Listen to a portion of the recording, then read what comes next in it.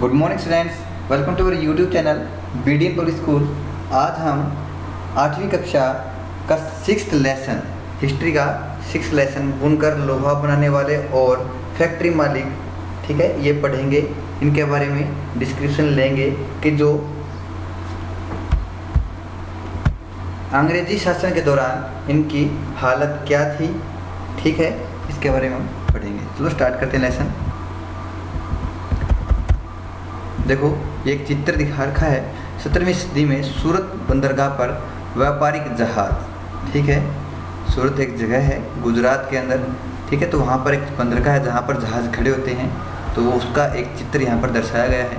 आगे देखो, भारत के पश्चिमी तट पर गुजरात स्थित सूरत हिंद महासागर के रास्ते होने वाले व्यापार के सबसे महत्वपूर्ण बंदरगाहों में से एक था। यानी कि जो व्यापार के रास्ते थे, ठीक है, तो वहाँ उन बंदरगाहों में से एक जो मुख्य बंदरगाह था वो था आपका सूरत बंदरगाह। डच और ब्रिटिश व्यापारिक जहाज 17वीं सदी की शुरुआत से ही इस बंदरगाह का इस्तेमाल करने लगे थे। 18वीं सदी में इस बंदरगाह का महत्व गिरने लगा था, ठीक है।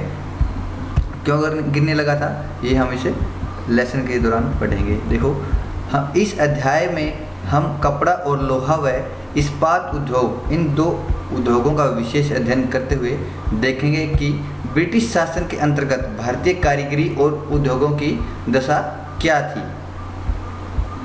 आधुनिक विश्व में औद्योगिक क्रांति की दृष्टि से ये दोनों ही उद्योग बहुत महत्वपूर्ण थे, ठीक है। औद्योगिक क्रांति से महत्व क्या है कि जो विश्व के अलग अलग देश हैं वहाँ पर उद्योगों के अंदर एक नई क्रांति सी आ गई थी, ठीक है, एक नया वैज्ञानिक युग शुरू हो रहा था।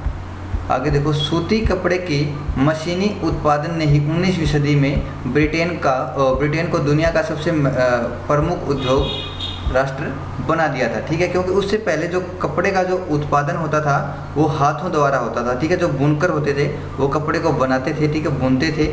लेकिन अब 19वीं सदी के दौरान क्या हुआ कि कुछ मशीनें बना दी गई, उनकी मदद से, ठीक है, कपड़े का उत्पादन किया जाने लगा। अब कपड़े का जो उत्पादन, ठीक है, जो ब्रिटेन है, ठीक है, ब्रिटेन में बहुत ही यानी कि ज़ोरों शोर से होने लगा, ठीक है। और जो मशीनों से जो कपड़ा तैयार होता था उसकी जो क्वालिटी थी वो भी अच्छी थी और जो फिनिशिंग आती थी, ठीक है, उसकी वो भी काफ़ी अच्छी होती थी, ठीक है। इसके कारण जो औद्योगिक क्रांति से आ गई थी कपड़े के क्षेत्र में, कहाँ पर, ब्रिटेन के अंदर, और उसको क्या है, औद्योगिक राष्ट्र बना दिया गया था, ठीक है। 1850 के दशक से जब ब्रिटेन को लोहा और इस्पात उद्योग भी पनपने लगा तो ब्रिटेन दुनिया का कारखाना कहलाने लगा। यानी कि जब आज के दिन तो हम नहीं कह सकते, लेकिन जो 1850 के दशक के दौरान अगर ये वर्ड यूज होता था कि दुनिया का कारखाना क्या है या फिर कहाँ है, तो सीधे सीधे लफ्ज़ों में उसका मतलब होता था दुनिया का कारखाना ब्रिटेन में, ठीक है। कि वहाँ पर जो लोहा और इस्पात उद्योग हैं वो बहुत ज़्यादा स्तर पर पनपने लगे थे, बनने लगे थे, ठीक है। जो ब्रिटेन की सरकार थी वो भी नए नए उद्योगों को बढ़ावा देती थी, सहायता करती थी मालिकों को, ठीक है। आगे है, ब्रिटेन के औद्योगिकरण और भारत पर ब्रिटिश विजय और उपनिवेशीकरण में गहरा संबंध था, ठीक है। उपनिवेशीकरण क्या होता है कि किसी एक देश के ऊपर कब्जा करो, ठीक है, और उसके जो संसाधन हैं उनका उपयोग करो, ठीक है, वो किसी दूसरी कंट्री का उपनिवेश बन के रह जाता है, ठीक है। जैसे भारत किसका उपनिवेश था, ब्रिटेन का, ठीक है। आप अध्याय 2 में देख चुके हैं कि ईस्ट इंडिया कंपनी के व्यापारिक हितों की रक्षा करने के लिए किस तरह भारतीय भूभागों पर कब्जे किए और किस तरह व्यापार का ढांचा बदलता गया, ठीक है। आपने लेसन 2 के अंदर ये चीज़ें पढ़ी होंगी। आगे रीड करते हैं। 18वीं सदी के आखिर में ईस्ट इंडिया कंपनी बाहर से चीज़ें खरीदती थी और उन्हें इंग्लैंड व यूरोप में ले जाकर बेच देती थी। इसी क्रय विक्रय से उसे भारी मुनाफा होता था, ठीक है। शुरुआत में क्या होता था, मैंने आपको जो पहले की वीडियो क्लास थी उसमें बताया कि वो जो ब्रिटेन से सोना लेके आते थे उसके बदले में यहाँ से मसाले और जो अन्य वस्तुएं उनको खरीद कर लेके जाते थे। लेकिन बाद में क्या हुआ कि उन्होंने बंगाल पर कब्जा कर लिया और यहीं से उसने संसाधन खरीदने शुरू किए और यहीं पर बेच देते थे और उस जो मुनाफा होता था, ठीक है, यहीं के पैसों से होता था, ठीक है। तो इस तरीके से वो यहीं से कमाकर यहीं से वस्तुएं लेकर ब्रिटेन जाने लगे थे, ठीक है, जिससे हमारे देश की अर्थव्यवस्था गड़बड़ा गई थी, ठीक है। आगे देखते हैं, इसी क्रय विक्रय से उसे भारी मुनाफा होता था। जैसे जैसे ब्रिटेन का औद्योगिक उत्पादन बढ़ने लगा, वहाँ के उद्योगपति भारत को अपने औद्योगिक उत्पाद के विशाल बाजार के रूप में देखने लगे कि अब जो उद्योग हैं वो बढ़ गए थे ब्रिटेन में। अब वहाँ के जो उद्योगपति थे वो क्या सोचते थे कि जो उत्पाद यानी कि जो वस्तुएं उन्होंने बनाई हैं, तैयार की हैं, ठीक है, उनको बेचने के लिए भी उन्हें किसी चीज़ की किसी जगह की ज़रूरत है, तो वो भारत को एक विशाल बाजार के रूप में देखते थे कि ये सामान वहाँ पर बेचा जा सकता है, ठीक है। इस तरह ब्रिटेन से तैयार माल भारत के बाज़ारों में आने लगा। क्यों? क्योंकि यहाँ की जो जनसंख्या है एक तो, ठीक है, तो आज के दिन भी जो हमारे देश की जनसंख्या है ये अलग अलग जो विश्व की बड़ी बड़ी कंपनियाँ हैं उनके लिए एक लुभावना है। क्यों है? क्योंकि जितनी ज़्यादा जनसंख्या होगी किसी भी देश की, तो वहाँ पर जो अवसर होंगे व्यापार के वो भी उतने ही ज़्यादा होंगे, ठीक है। तो पुराने समय में और इस समय में आकर इस संदर्भ में कोई भी बदलाव नहीं आया है, ठीक है। आज भी बहुत सारी जो कंपनियां हैं विश्व की, उनकी पहली पसंद भारतीय बाजार है। आगे रीड करते हैं, इससे भारतीय शिल्पों और उद्योगों पर किस तरह के असर पड़े, प्रस्तुत अध्याय में हम इसी सवाल पर चर्चा करेंगे। अब देखो, मैंने अभी बताया कि जो मशीनों से जो तैयार कपड़े हैं या फिर जो और वस्तुएं हैं उनकी फिनिशिंग अच्छी होती थी, ठीक है, उनकी जो क्वालिटी है वो भी अच्छी होती थी हाथों से बने हुए वस्तुओं के कंपैरिजन में, ठीक है, अपेक्षा में। तो क्या होगा, लोग उनको ही प्रेफर करेंगे, उनको ही खरीदना चाहेंगे, ठीक है। तो जो भारतीय जो शिल्प थे यानी कि जो बुनकर होते थे या फिर जो और वस्तुओं का उत्पादन करते थे वो हाथों से करते थे, ठीक है, उनसे वस्तुएं खरीदने में लोग संकोच करने लगे और जो मशीनी वस्तुएं थी जो मशीनों से तैयार हुई थी, लोग उनको प्रेफरेंस ज़्यादा देते थे, उनको महत्वता ज़्यादा देते थे, ठीक है। आगे रीड करते हैं लेसन नेक्स्ट पेज पे, भारतीय कपड़े और विश्व बाजार, ठीक है। आइए पहले कपड़ा उत्पादन पर नज़र डालते हैं कि कपड़ा उत्पादन पर औद्योगिक क्रांति का क्या असर पड़ा। बंगाल पर अंग्रेजों की विजय से पहले 1750 के आसपास भारत पूरी दुनिया में कपड़ा उत्पादन के क्षेत्र में औरों से कोसों आगे था, ठीक है। बंगाल पर विजय कब हासिल की अंग्रेजों ने, ठीक है, 2 युद्ध हुए थे, एक प्लासी का युद्ध हुआ था, एक बक्सर का युद्ध हुआ था, ठीक है। प्लासी 1757 और बक्सर 1764 में, ठीक है। लेकिन ये उससे पहले की बात है, 1750 के आसपास की बात है। तो उस समय के दौरान क्या था कि जो भारत है कपड़ा उत्पादन के क्षेत्र में और देशों के कंपैरिजन में अपेक्षा में कोसों आगे था, ठीक है। भारतीय कपड़े लंबे समय तक अपनी गुणवत्ता और बारीकी कारीगरी के लिए दुनिया भर में मशहूर थे। अब दक्षिण पूर्वी एशिया, ठीक है, दक्षिण पूर्वी एशिया यानी कि कौन से देश आते हैं यहाँ पर, जावा, सुमात्रा, पेंगांग, ठीक है, तथा पश्चिमी एवं मध्य एशिया में इन कपड़ों का भारी व्यापार था, ठीक है। पश्चिमी और मध्य एशिया कौन से देश आते हैं, ठीक है, जो अरब कंट्रीज़ हैं, ठीक है, कौन से हैं, कौन से, जो सऊदी अरब है, ठीक है, और भी 1-2 कंट्री है। तो वहाँ पर जो भारतीय कपड़े थे वो काफ़ी फेमस थे, मशहूर थे। आगे रीड करते हैं, 16वीं शताब्दी से यूरोप की व्यापारिक कंपनियां यूरोप में बेचने के लिए भारतीय कपड़े खरीदने लगी थी, ठीक है। 16वीं शताब्दी से ही जब उन्होंने यहाँ पर आकर राज करना शुरू नहीं किया था, सिर्फ व्यापार करना शुरू किया था, तब से ही वो क्या कर रहे हैं, यहाँ से कपड़े ले जाके भारतीय बाजार से ब्रिटेन में बेच रहे हैं। इस फलते फूलते व्यापार और भारतीय बुनकरों के हुनर की यादें अंग्रेजी और अन्य भाषाओं के बहुत सारे शब्दों में आज भी जिंदा है, ठीक है।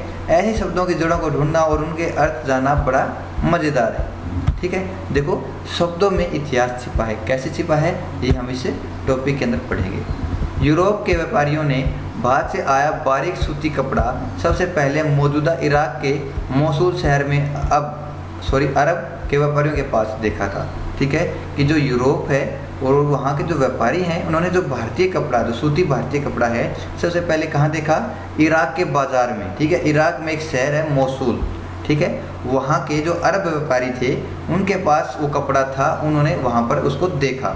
इसी आधार पर वे बारीक बुनाई वाले सभी कपड़ों को मसलन या फिर मलमल कहने लगे, ठीक है। जल्दी ही यह शब्द खूब प्रचलित हो गया। मसालों की तलाश में जब पहली बार पुर्तगाली भारत आए तो उन्होंने दक्षिण पश्चिमी भारत में केरल के तट पर कालीकट में डेरा डाला, ठीक है, कि जो केरल है यानी कि जो सबसे दक्षिणतम हिस्सा है भारत का, वहाँ केरल में एक तट है कालीकट, वहाँ पर डेरा डाला किसने, पुर्तगाली ने, ठीक है। यहाँ पर आप मिसअंडरस्टैंड मत करना, पुर्तगाल एक अलग देश है, अंग्रेज जो ब्रिटेन है वो एक अलग देश है, ठीक है। तो यहाँ से वे मसालों के साथ साथ सूती कपड़ा भी लेते गए, ठीक है। जो पुर्तगाली हैं उन्होंने, जो केरल किसके लिए फेमस है, मसालों के लिए, ठीक है। तो उन्होंने यहाँ से मसाले तो लिए ही, साथ में सूती कपड़ा भी लेके गए, ठीक है, अपने देश में दिखाने के लिए। कालीकट से निकले शब्द को कैलिको कहने लगे। क्या कहने लगे, कैलिको कहने लगे। बाद में हर तरह के सूती कपड़े को कैलिको ही कहा जाने लगा, ठीक है। देखो यहाँ पर जो वर्ड यूज हुआ है, ठीक है, मसलन, ठीक है, ये कौन उपयोग करते थे सूती कपड़े के लिए, अंग्रेज। और यहाँ कैलिको, ठीक है, ये कौन उपयोग करता था, पुर्तगाली, ठीक है। ये दोनों ही वर्ड सूती कपड़े के लिए थे और दोनों ही अलग अलग देश के व्यापारी इनका उपयोग अलग अलग तरीके से करते थे, ठीक है। आगे है, ऐसे बहुत सारे शब्द हैं जो पश्चिमी बाज़ारों में भारतीय कपड़ों की लोकप्रियता की कहानी कहते हैं, ठीक है। यानी पश्चिमी बाज़ार मतलब पश्चिमी देश, ठीक है, जो पश्चिमी देश है, यानी कि जो यूरोप की कंट्रीज़ हैं मोस्टली, या फिर जो अमेरिका की जो कंट्रीज़ हैं वहाँ पर, ठीक है। लेकिन पश्चिमी बाज़ारों से यहाँ मतलब ज़्यादातर जो यूरोपीय बाज़ार है, ठीक है, वो है, ठीक है, उसका मतलब ये है।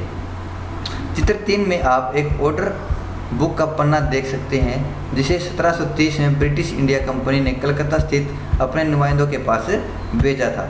ये जो चित्र 3 है, देखो आप इसमें, ये तो 2 है, ठीक है, 3 भी दिखाएंगे आगे, एक बार देख ही लेते हैं।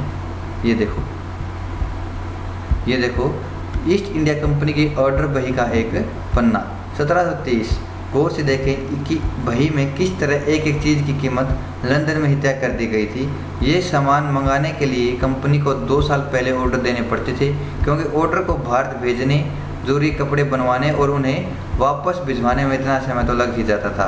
जब कपड़े के थान लंदन पहुंच जाते थे तो उन्हें नीलामी के जरिए बेच दिया जाता था, ठीक है। ये देखो, इसके अंदर इतना क्लियर नहीं दिख रहा है वैसे तो, ठीक है। ये ऑर्डर बुक है, जैसे हम ऑर्डर देते हैं ना होटल वगैरह में कि मेरे लिए खाने में ये पेशकश करो, वो पेशकश करो, ठीक है। ऐसे ही ऑर्डर लेते थे कि आप बताओ अलग अलग व्यापारियों से कि आप क्या चाहते हैं, कितना आपको कपड़ा चाहिए, ठीक है। वो ऑर्डर देते थे, फिर यहाँ भारत में वो कपड़ा तैयार होता था और उस तैयार कपड़े को फिर वापस इंग्लैंड में या फिर ब्रिटेन में लेके जाते थे, ठीक है। वहाँ पर ले जाकर उसकी फिर से बेच दिया जाता था। जो व्यापारी हैं वो उसकी बोली लगवाते और जो कपड़े के थान हैं, ठीक है, उसको बेच देते थे, ठीक है। और इस प्रक्रिया में पूरे लगभग 2 साल लग जाते थे। यानी कि इतना लोकप्रिय था जो हमारे देश में बना हुआ सूती कपड़ा। आगे देखो, बही के मुताबिक उस साल कपड़े के कितने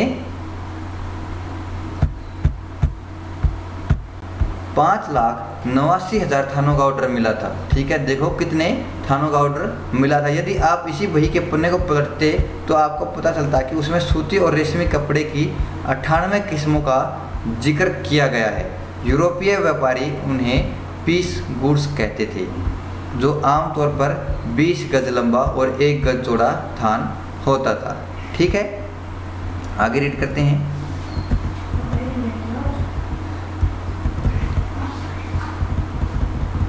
आइए अब इसी बही में दी गई विभिन्न किस्मों के नाम को देखें, ठीक है। कि क्या है कि व्यापारियों ने ये तो ऑर्डर दिया ही था कि कितनी अमाउंट में, ठीक है, कितनी मात्रा में कपड़ा लेके आना है, ठीक है। लेकिन साथ में उन्होंने ये भी बताया था कि सूती कपड़े की जो किस्म है वो कौन सी होनी चाहिए। देखो, थोक में जिन कपड़ों का ऑर्डर दिया गया था उनमें छापेदार सूती कपड़े भी शामिल थे, ठीक है। यानी कि कुछ ना कुछ उनके ऊपर छपा होता था, ठीक है, सूती कपड़ा, लेकिन उनके ऊपर छाप लगी हुई होती थी किसी चीज़ की। उन्हें ये व्यापारी सिंच, कोसा या खस्सा और बंडाना कहते थे, ठीक है। जो सूतीदार कपड़े होते थे उनको क्या बोलते थे व्यापारी, सिंच, कोसा या फिर खस्सा और बंडाना कहते थे। क्या आप जानते हैं कि अंग्रेजी का सिंट शब्द कहाँ से आया है? जी हाँ, यह हिंदी के छींट शब्द से निकला है, ठीक है। आपने घर में अपने मम्मी को कभी सुना होगा इस वर्ड के बारे में कि ये कपड़ा किसका है, छींट का है, ठीक है। तो वहीं से ये शब्द बन के आया था सिंट्स, ठीक है। हमारे यहाँ सिंट रंगीन फूल पत्तियों वाले छोटे छापे के कपड़े को कहा जाता था। 1680 के दशक तक इंग्लैंड और यूरोप में छापेदार भारतीय सूती कपड़े की ज़बरदस्त मांग पैदा हो चुकी थी, यानी कि इतना प्रसिद्ध हो चुका था हमारे देश में बना हुआ सूती कपड़ा। आकर्षक फूल पत्तियों, बारीकी रेशे और सस्ती कीमत की वजह से भारतीय कपड़े का एक अलग ही रुतबा था। इंग्लैंड के रईस ही नहीं बल्कि खुद महारानी भी भारतीय कपड़ों से बने परिधान पहनती थी।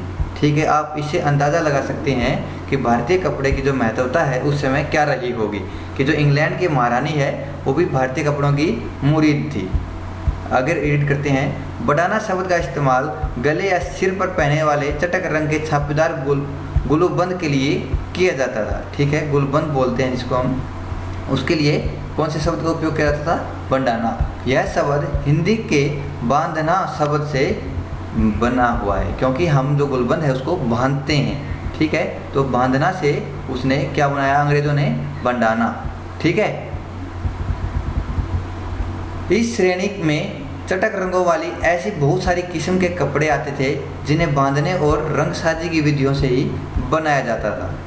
वही में कई दूसरी और किस्म के कपड़ों का भी जिक्र है जिनका नाम उनके जन्म स्थान के अनुसार लिखा गया है।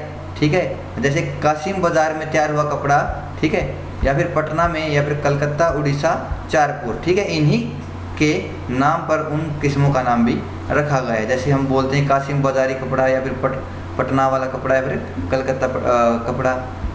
ठीक है, इन शब्दों के व्यापक प्रयोग से पता चलता है कि दुनिया के विभिन्न भागों में भारतीय कपड़े कितने मशहूर हो चुके थे। देखो, चलो अब चित्र देख लेते हैं कि चित्रों में क्या क्या क्या दर्शाया गया है। देखो, इसमें चित्र 5 में मसूलीपट्टनम, ठीक है, एक जगह का नाम है मसूलीपट्टनम, आंध्र प्रदेश में बारीक कपड़े पर छपाई, जिसको हम छीट बोलते हैं, 19वीं सदी के मध्य में ईरान और यूरोप को निर्यात होने वाला छीट का यह बढ़िया उदाहरण है। ठीक है, ऐसे कपड़े, ठीक है, ये छीट के कपड़े हैं, तो ये निर्यात होते थे कहाँ? ईरान और ब्रिटेन में। ये अब देखो एक और चित्र है, चित्र 4, जामदानी बुनाई 20वीं सदी की शुरुआत में। ठीक है, जामदानी एक तरह की बारीक मलमल होता है जिस पर करघे में सजावटी चिन्ह बुने जाते हैं। इनका रंग प्राय स्लेटी और सफ़ेद होता है। आमतौर पर सूती और सोने के धागों का इस्तेमाल किया जाता था, जो इस चित्र में दिखाई दे रहा है। बंगाल में स्थित ढाका, क्योंकि उस समय जो ढाका है, ठीक है, आज कहाँ है वर्तमान में? ढाका बांग्लादेश की राजधानी है, लेकिन उस समय ढाका कहाँ था? बंगाल, यानी कि संयुक्त बंगाल एक ही था, अलग नहीं था। तो जो ढाका है वो और जो संयुक्त प्रांत यानी कि वर्तमान में जो उत्तर प्रदेश है स्थित लखनऊ जामदानी बुनाई के लिए महत्वपूर्ण केंद्र रहे थे। ठीक है, तो ये जो लेसन है आपका यहीं तक रीड करेंगे, कल इससे आगे डिस्कस करेंगे। अगर आपको ये हमारी वीडियो अच्छी लगे तो लाइक कीजिए, शेयर कीजिए, हमारे चैनल को सब्सक्राइब कीजिए। Thank you.